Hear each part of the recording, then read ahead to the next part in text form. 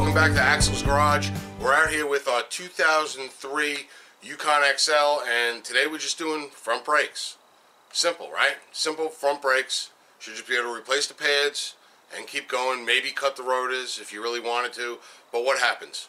What happens is guys get married and their wives drive cars, and this is my wife's car and she drives it, and she comes home one day and says, honey, the brakes are making noise. Well, did she tell me the brakes were making noise when the sensors started hitting? No.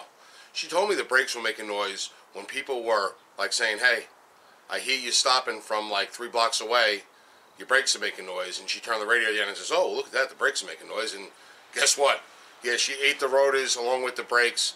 So what we did was we went on Amazon and we ordered their one-click brake deal. Now the one-click deal on Amazon, I'll put a link to it below in the description, is real easy ordering of your brakes. You get a set of pads, you get a set of rotors. They seem to be real good quality. They are foreign made, they are Chinese made, but they seem to be a decent quality rotor. The pads, I don't know who actually makes the pads. They seem to be a decent quality pad as well. And I'll put a link right here, click right up here.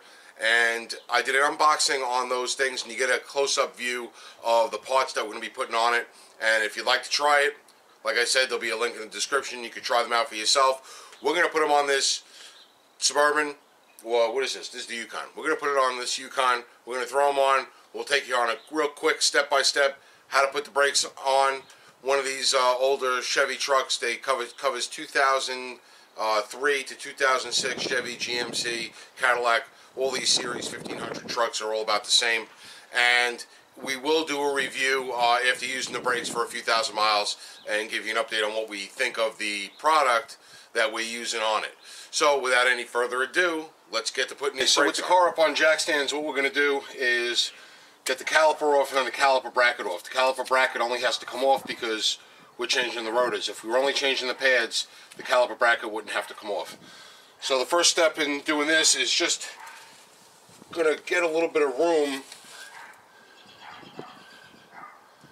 We want to put a screwdriver in there, get it in the rotor, and we want to give it a little press so we can make a little bit of room so we can get this caliper off. All right, so we got the screwdriver in there, we made a little bit of room, and now we'll get these caliper bolts. There's 2 bolts for the caliper. They are T50 Torx bolts.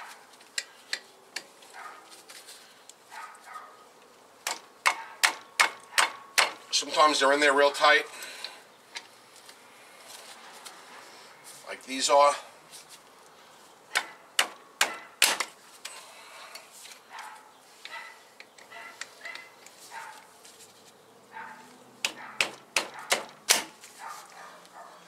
Okay, with a couple shots like that and they loosen up,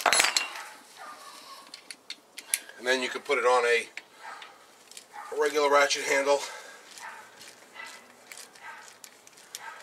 and zoom them the rest of the way out.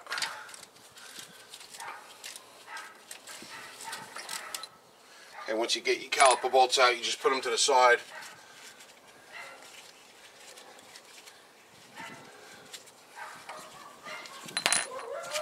Okay, then your caliper.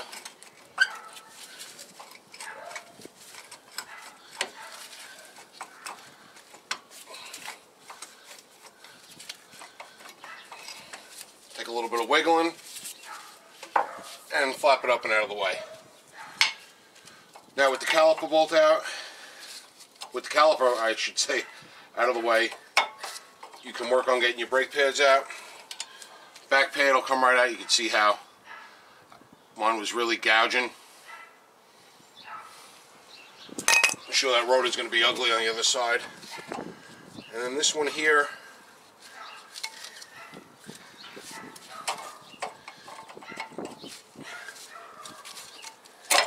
work it out like that, and you can see this one here wasn't nearly as bad, but it was getting down to the point where it was shot. Okay, so once you're like this, now this rotor is loose, but it's not going to come out because the caliper bracket's in the way, so you got to take this caliper bracket off. On the back side, you'll have 2 bolts with 18mm threads. They are on there tight because they do have thread locking compound on them from the factory. So you're going to get an 18mm socket and you're going to get them off. Alright, so with an 18mm socket on a breaker bar, right behind it. Easiest way is to make sure it's on there good.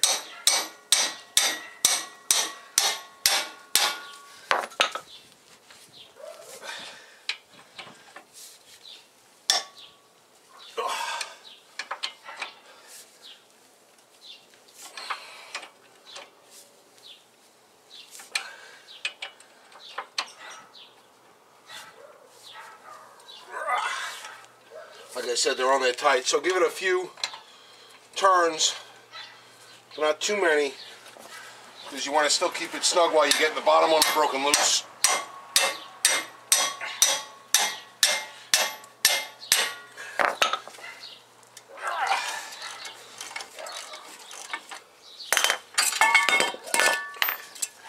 Alright, and there's your caliper brackets off, and your rotor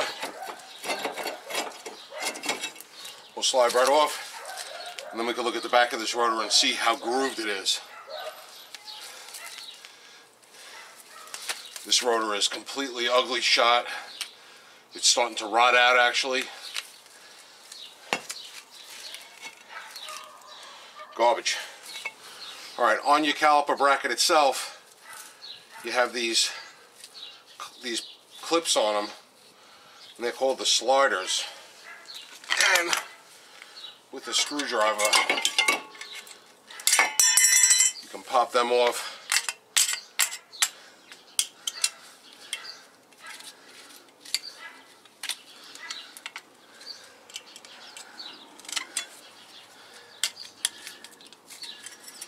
There's new ones with the new pads. There you have it. So in this kit is Power Stop Evolution Sport carbon fiber ceramic performance pads. Like I said in the unboxing video, the pads look like a real good quality pad. They come with new sliders, and they also come with new rubbers for the caliper bracket, which I've never seen in a box of pads before. So what you're going to do is, you have a pad. There's two of these that have two sensors on them. Alright, those are the inside pads for both sides. Alright, and here's our other inside pads for both sides, so we'll put that over on that side. And then you have a pad with a sensor on one side, and they're opposite. The two different ones are opposite. So what you're going to do is you're going to match it up with the one that you had on it. The one that we had on it had the pad on that side, so it's going to be this one, and that one's going to go up over there. And what it is this sensor, which is your low warning indicator sensor, you only want on the inside pad, you only want it, or the outside pad I should say, to be on that leading edge there. Alright, these pads also don't require any kind of schmutz on the back, any kind of anti-squeal or anything. They have these pads on them. You can see on the surface here, bonded to the surface, these pads that do the anti-squeal for you, so you don't have to put any of the blue goop on it, which, you know, always gets a little bit messy. Alright, so the first step really is to install the sliders onto the brake calipers. Okay, so the first step before we put the sliders on is just to clean a little wire brush and clean off that surface where the sliders go.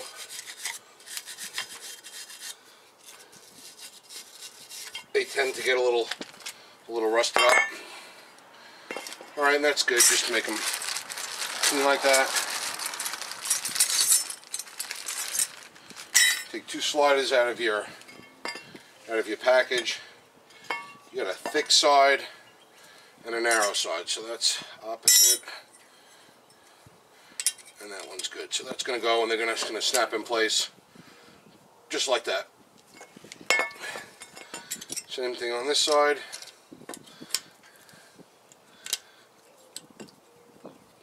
Snap them in place. And that's all you have to do to put the sliders on. Alright, the bag does come with new rubbers. All my rubbers are intact. They have grease inside of them. They're not ripped, so I'm gonna put the rubbers to the side. We might use them on the other side. Alright, so we got our new rotors from our one-click brake kit from Amazon. Alright, they are indicate front driver's side. They are directional because of the grooves and the cross drilling.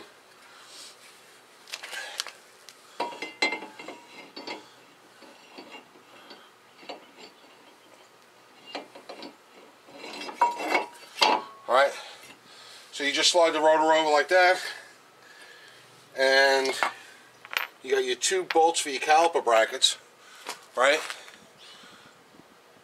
Your 2 bolts for your caliper brackets are going to get a little bit of, just 1 drop of red Loctite.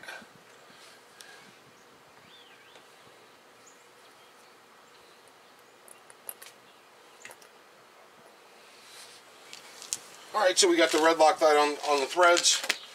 We're going to take our caliper bracket. So you're going to put it in place, and you're just going to hand start the bolts in the caliper bracket.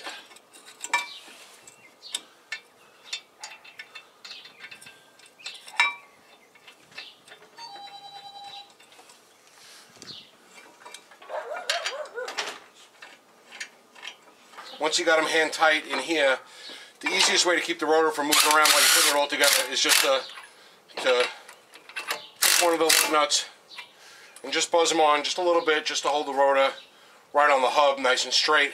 This way you can deal with the caliper bracket.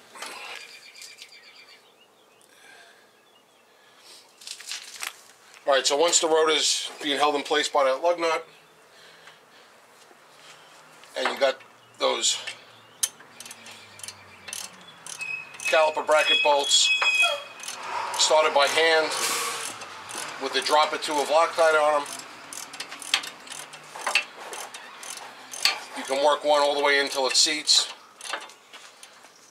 then the other one all the way until it seats, and then switch back over to the breaker bar and just make them as tight as you can. There's Loctite on them, they're going to hold them in place.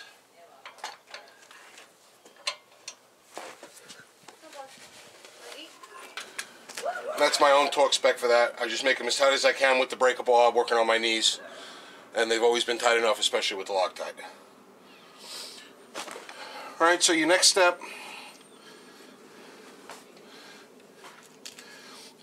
is going to be putting a little bit of lube on the sliders. You can use the caliper grease that comes with it, or you can use a little white grease. I usually just use a little white grease on there, it's easier. Especially if you have a container of white grease with an acid brush. You have your inside pad, which has the 1 sensor on it. You slide that right in from the back side.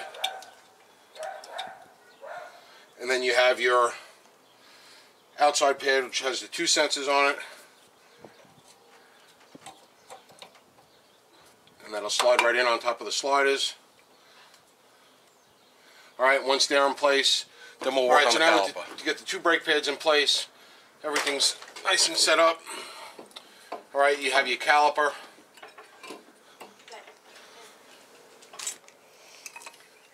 Alright, these pistons need to be pushed back in. I have the cap loose on the master cylinder just to make it a little bit easier. I'll put a brake pad there, so I'm pushing it back evenly.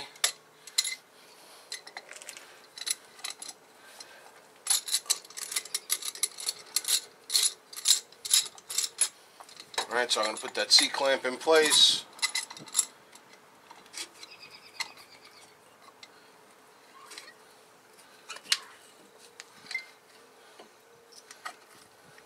Alright, you want to try to get it right in the middle, so it's pushing both of the pistons back nice and even.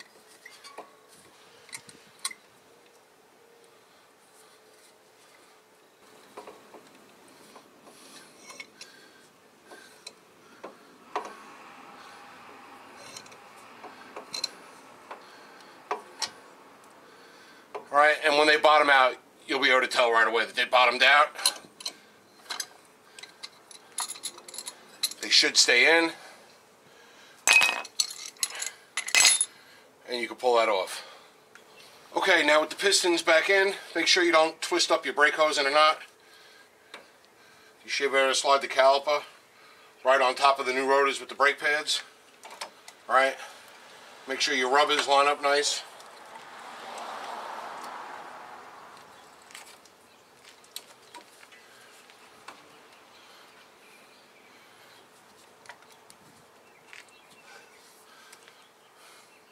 Alright, and they're in. Now you got your caliper bolts They should be greased.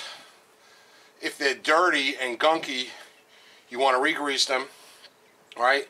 These have a nice clean layer of grease on them, so I'm just going to stick them right through.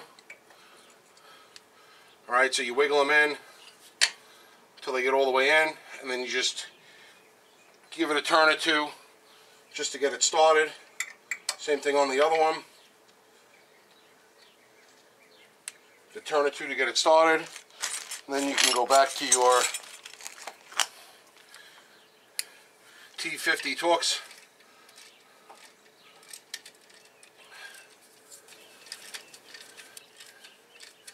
And you can put one in until it seats, and then the other one in until it seats. Now to tighten it, alright, once it's seated, you want to tighten it, just give it a couple shots like that with your hand. Sort of how we took it off. It's actually easier if you do it with a small 3/8 breaker bar.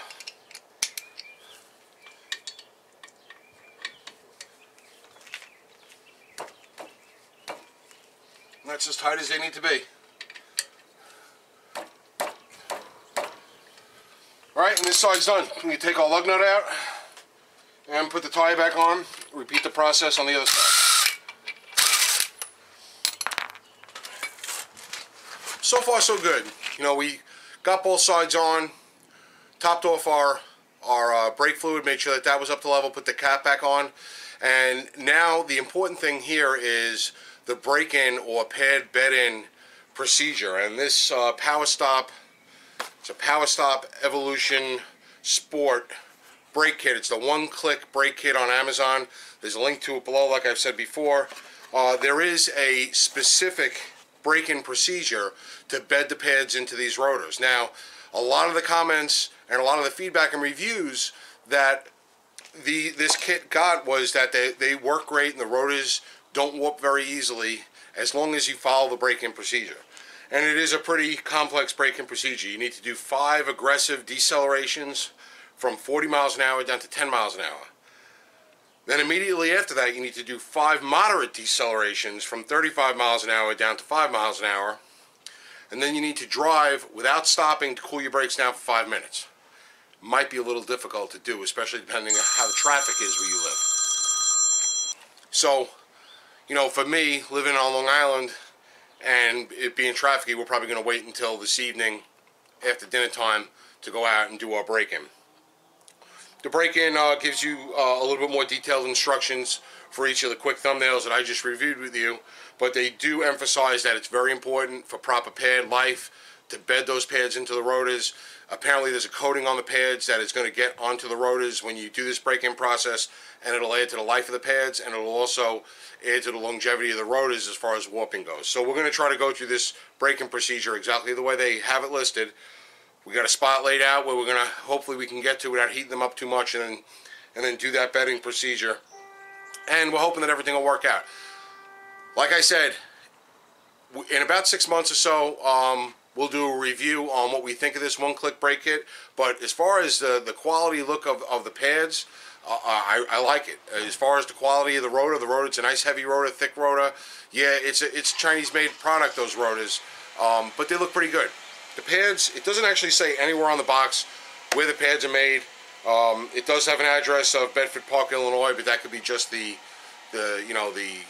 address in the States if they're made outside of the States. But I believe that pads, like a lot of those products, there's only a few manufacturers that are making them and they're branding them for who's ever selling them. But we like it. They have a customer support number. They have a website, just in case you have any technical questions. I think it's a nice kit for the $134.99 shipped to my door for 2 rotors and a set of nice pads. I thought it was a good deal and worth trying, especially after reading some of those reviews.